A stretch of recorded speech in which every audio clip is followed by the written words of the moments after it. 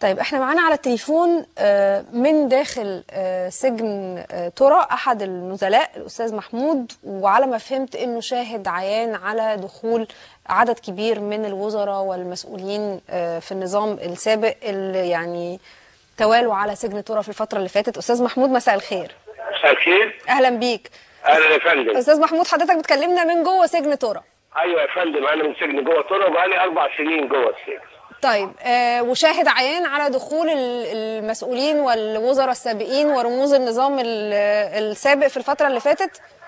يا فندم، احنا السجن اللي احنا فيه بصفة خاصة سجن خاص جدا. بمعنى؟ في مجموعة من النزلاء العاديين اللي هم زي حالتنا، دول قاعدين في عنبر كان عدده 60 واحد، دلوقتي بقى 150 واحد.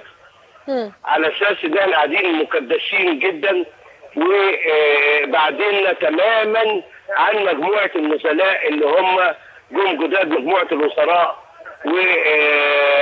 وسمعنا ان الاستاذ جمال وعلاء مبارك جم لكن ما شفناهمش، لكن بقيه الوزراء بنشوفهم من الشباك، شايفينهم كلهم.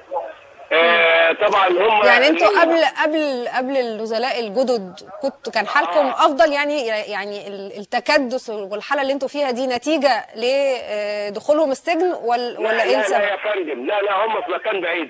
التكدس بتاعنا ده جاء نتيجه الجماعه اللي بعض الهاربين بداوا يسلموا نفسهم في السجن عندنا في المزرعه بصفه خاصه، على امل ان هم يقعدوا قعده كويسه، عمالوا يوزعوهم في السجون. فعلشان كده جه من هنا التكدس. طيب المعامله بتاعتنا طبعا احنا معامله غير بقيه المسجونين نهائيا، اللي هم الجماعه النزلاء الجدد او اي شخصيات بتيجي على نفس المستوى. يعني ايه بيتعاملوا معامله مختلفه؟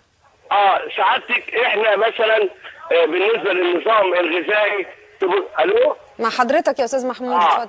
النظام الغذائي تبص تلاقي الاكل يجي لنا في اذون كبيره كده، واللي عاوز يغرف يبقى يغرف وياكل، اللي مش عاوز طبعا منظر الغذاء مزري جدا، مش ادمي نهائيا، ما يصلحش لاي انواع من البشر تعيش حياه ادميه. طيب استاذ محمود، يعني انت مبدئيا بتقول لنا ان يعني بتشتكي يعني بين السطور، ده بصفه عامه بتشتكي ما بين السطور من اوضاع ما هياش يعني ادميه من وجهه نظرك ومن تجربتك للسجناء المصريين في سجن ترى، لكن فيما يخص الوزراء والمسؤولين هقول لك بامانه شديده جدا وبدون مبالغه اللي حادث كالاتي: كل سجين منهم ليه غرفه خاصة، احنا بنشوفهم من فوق. الغرفة دي امامها حديقة كبيرة كده جميلة وترابيزة وعليها كراسي. كل يوم الصبح اتنين من السجناء العاديين دول بيخدموا كل واحد من السجناء دول. يخدموهم؟ يخدموهم يعني ايه؟ بيخدمهم سعادتك، يطلع له ترمس فيه شاي، يطلع له يجيب له يجهز له الاكل. عندهم جوه في كل غرفة. لا معلش ثانية واحدة يا أستاذ محمود، ده بتعليمات يعني من إدارة السجن ولا بالاتفاق الودي ما بينهم وما بين السجناء؟ لا بتعليمات السجن يا فندم. بتعليمات السجن؟ هم السجن اللي عامل لهم الحكاية دي، اللي سمح لهم بالكلام ده، هم ما يقدروش يعملوه من نفسهم. يعني إدارة السجن بتكلف سجناء عاديين من جوه السجن لخدمة الوزراء والمسؤولين السابقين؟ بتبعت تجيب من السجناء العاديين بس باختيار، يعني يا جماعه حد عاوز يخدم يجي يخدم، كلنا طبعا اي واحد بيجري طبعا لانه بياخد في اليوم على الاقل. بتاخدوا فلوس؟ بياخدوا فلوس يا فندم. مين اللي بياخدوا فلوس وسجاير مارلبورو، بياخدوا في اليوم على الاقل 100 جنيه.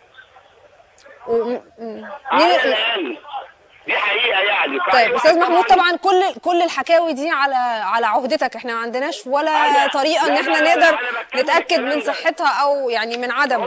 بقول لحضرتك انا اصلا واخده بالك محامي بالنقض وسن كبير مش صغير، وجاي في قضيه اشتراك في التسجيل، يعني كلامي دقيق جدا، واللي بقوله دوت في منتهى الدقه ومستعد اواجه بيه اي حد، واي حد يجي يشوفه بنفسه. طيب استاذ محمود، طب يعني المتاح ليهم على عهدتك ما هوش متاح لبقيه السجناء؟ لا يا فندم، مفيش مقارنه نهائي، مفيش شبه مقارنه حتى. هم كل اوضه فيها ثلاجه، والكلام ده على عهدتي برضه مسؤوليتي. كل اوضه فيها ثلاجه، طيب فيها تلفزيون، هل في وفيها شاشه عرض، ومعاهم كمبيوتر، ومعاهم جميع الاجهزه ودي في دي، وبقول لسعادتك بس هو سجن برضه، يعني كله في جميع الاحوال سجن. يعني طب معلش يا استاذ محمود، ده لانه يعني مش عارفه اذا كنت حضرتك تقدر برضه تجاوب على السؤال ده ولا لا، ده لان هم بيدفعوا ولا لانهم لهم وضع بصفاتهم وزراء لا يا فندم، في طبعا مجاملات شديده جدا.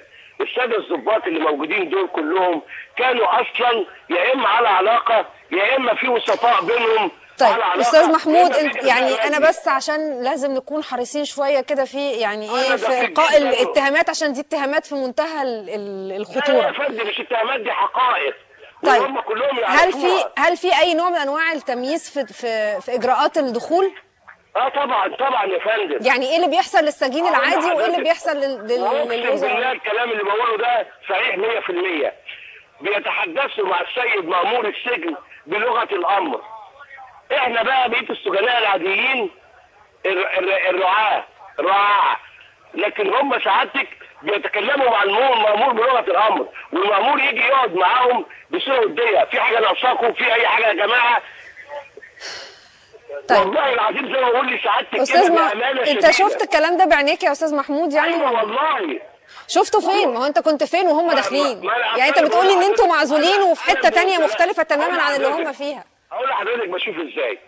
انا حضرتك علشان من النزلاء الهاديين جدا وكبار السن ومحامي اصلا، فبيسمحوا لي بان انا دايما انزل يبقى ليا فسحه وبتاع مع المساجين اللي هم بيعتبروهم يعني نوعيه جيده.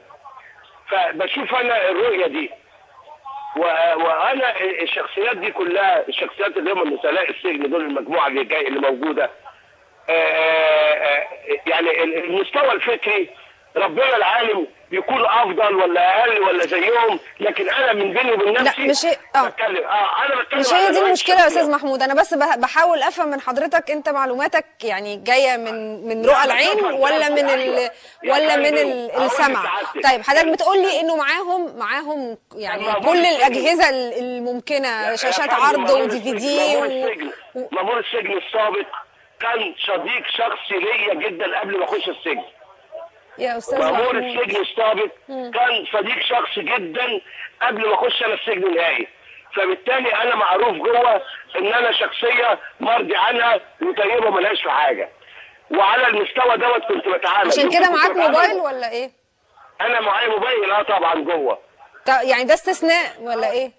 لا هو حاليا كان الاول اللي معاه موبايل كان دايما بيعرض نفسه للمساءله. دلوقتي نتيجه الضغوط اللي موجوده من المساجين سايبين لهم بعض الموبايلات كنوع من التهدئه معاهم. طيب يعني معظم نزلاء السجن معاهم موبايلات بس ما عندهمش شاشات عرض ودي في دي وكمبيوتر؟ لا مفيش الكلام ده. هو بس مجموعه من السجناء اللي عندنا واخد بالك فيهم الموبايلات، ودي علشان يهدوهم ان هم يبقوا على اتصال باهاليهم عشان ما يعملوش مشاكل. طيب استاذ محمود، ازاي بيتم استقبال النزلاء دول تحديدا من المساجين؟ سعادتك استقبالها كالاتي: اول ما يخشوا يحلقوا لهم شعرهم، واذا كان السجين كبير في السن او راجل مؤدب بيعاملوه كويس جدا ويخش. السجين انسان عارفين ان هو في طبعه الاجرام، بيتعاملوا معاه من البدايه بنوع من القسوه جدا، ضرب في الاول، بيسموه حاجه اسمها استقبال. اول ما يخش بيسموها ايه؟ فيه. الو؟ بيسموها ايه يا استاذ محمود؟ بيسموها استقبال للمسجونين. يقول لك ايه؟ المسجون اول ما يخش يستقبله اضربه يهينه علشان يبقى مكسور. طيب انا بس كان سؤالي، طيب والاخوه الجدد؟ لا دول يا فندم حاجه ثانيه خالص. دول سعادتك اول ما دخلوا ما بيكلموش غير يا فلان بيه.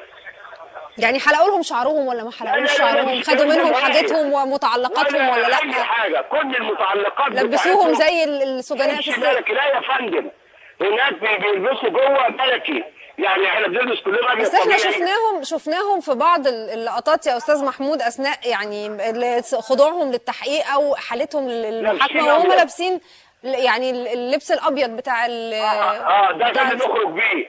لكن احنا جوه الغرف واخده بالك؟ يقول لك مش مهم تلبسوا اي حاجه. طبعا بقيه المساجين بيبقى ما عندهاش الامكانيات، لكن بالنسبه للساده الوزراء اللي دخلوا عندهم جميع انواع اللبس، الترنجات اشكال والوان، عندهم واخده بال حضرتك الحمامات لازم بالنسبه لهم كل هم بعتوا جابوا سخانات اللي مفيش سخان، بعد جاب سخان في الحمام عشان يبقى في حمام سخن وبارد. اذا كان الغرفه ناقصه ورد، ناقصه سيراميك، ناقصه بتاع الكلام ده سمعته بقى من مين؟ ورد. من الاولاد اللي هي بتشتغل في الخدمه ليهم. الاولاد اللي هي بتشتغل معاهم. طيب استاذ محمود، انا بشكرك شكرا جزيلا. طبعا كل الحكاوي والحواديت دي على عهده حضرتك احد النزلاء في سجن ترى. ان صحت يعني بعض ما جاء فيها من نوع انه في معامله مميزه من ساعه الدخول لحد الاجراءات اللي بتتخذ معاهم، لحد الاماكن اللي بيتم حبسهم فيها، لحد التجهيزات ليها، لحد انه في مجاملات ليهم، لحد انه في بتعليمات من اداره السجن سجناء عاديين بيخدموهم. يعني ان صحت المعلومات دي يعني يبقى في مشكله حقيقيه وتجاوز لازم يتم التحقيق فيه. احنا ما عندناش اي وسيله ممكن بيها نتاكد او ننفي ما جاء على لسان الاستاذ محمود. اداره السجن ووزاره الداخليه حقهم في الرد بالتاكيد مكفول، لكن إذا في تجاوز حقيقي فلازم يكون في تحقيق ولازم يكون في محاسبة ولازم يتاخد إجراء. احنا لسه بنقول سيادة القانون ومحدش فوقيه ولا كبير عليه، فما ينفعش يكون هو ده اللي بيحصل في سجن ترى، وإلا يبقى بورتو ترى فعلا زي ما الناس بتقول على فيسبوك وعلى تويتر.